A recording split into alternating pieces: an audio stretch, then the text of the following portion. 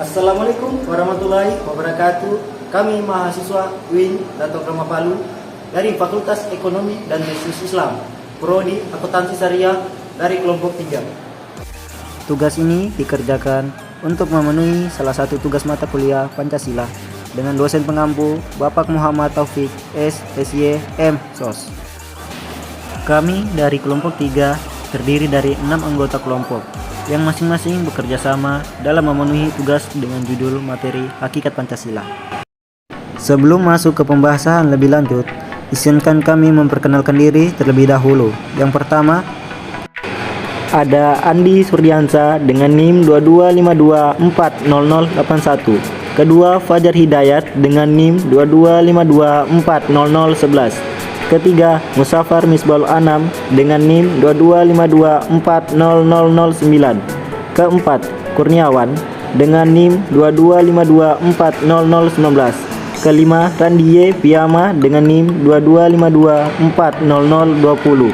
Yang terakhir, Saiful Lage dengan NIM 22524022. Baiklah, kami dari kelompok 3 akan mempresentasikan materi dengan judul Hakikat Pancasila. Hakikat Pancasila adalah sesuatu yang terkandung dalam nilai-nilai yang terdapat pada sila Pancasila yang harus dijadikan sebab sehingga dijadikan sebagai dasar negara. Dalam hakikat Pancasila terbagi dalam 3 bagian. Yang pertama, Pancasila sebagai pandangan hidup bangsa. Yang kedua, Pancasila sebagai perjanjian seluruh bangsa Indonesia. Yang ketiga, Pancasila sebagai landasan hukum. Mengutip dari situs resmi Badan Pembinaan Ideologi Pancasila atau BPIP, makna Pancasila sebagai pandangan hidup bangsa dalam sila 1-5 adalah 1. Ketuhanan yang Maha Esa.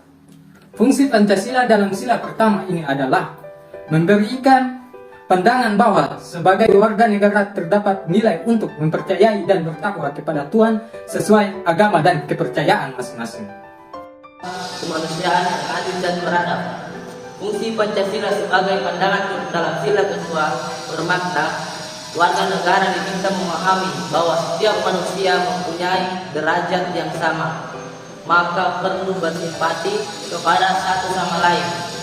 3. Persatuan Indonesia. Fungsi Pancasila sebagai pandangan hidup dalam sila ketiga adalah memberi pandangan bahwa yang harus diutamakan adalah persatuan, kesatuan, dan kepentingan negara di atas kepentingan individu. 4. Kerakyatan yang dipimpin oleh hikmat kebijaksanaan dalam permusyawaratan perwakilan. Pancasila sebagai pandangan hidup dalam sila keempat adalah ajakan kepada setiap warga negara untuk tidak melaksanakan kehendak kepada orang lain dan mendahulukan kepentingan negara. 5. Keadilan sosial bagi seluruh rakyat Indonesia. Fungsi Pancasila sebagai pandangan hidup bangsa dalam sila kelima adalah mengembangkan perbuatan luhur dengan cara kekeluargaan dan gotong royong. Pancasila sebagai perjanjian luhur bangsa Indonesia. Pancasila disebut sebagai perjanjian luhur bangsa Indonesia karena digali dari sosio budaya bangsa Indonesia sendiri dan disepakati oleh seluruh rakyat sebagai milik bangsa yang harus diamalkan dan dilestarikan secara historis. Ketika memproklamirkan kemerdekaan dulu, bangsa Indonesia belum memiliki undang-undang negara yang tertulis. Menurut buku Spiritualisme Pancasila karya Heri Herdiawanto DKK, Perjanjian luhur rakyat Indonesia ini dijunjung tinggi bukan karena ditemukan kembali setelah terpendam berabad-abad, namun juga karena Pancasila telah membuktikan kebenarannya setelah diuji oleh sejarah perjuangan bangsa. Pancasila sebagai landasan hukum.